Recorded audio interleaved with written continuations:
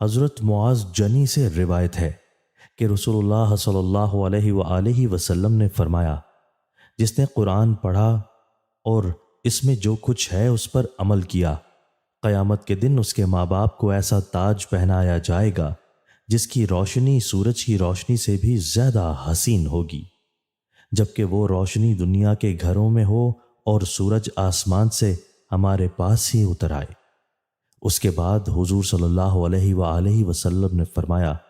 پھر تمہارا کیا گمان ہے خود اس آدمی کے بارے میں جس نے خود یہ عمل کیا ہو؟ تشریح: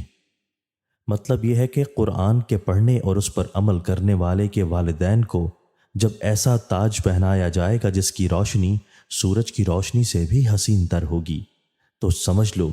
کہ خود اس قرآن پڑھنے والے اور اس پر عمل کرنے والے کو اللہ تعالیٰ کی طرف سے کیا کیا عطا فرمایا جائے گا۔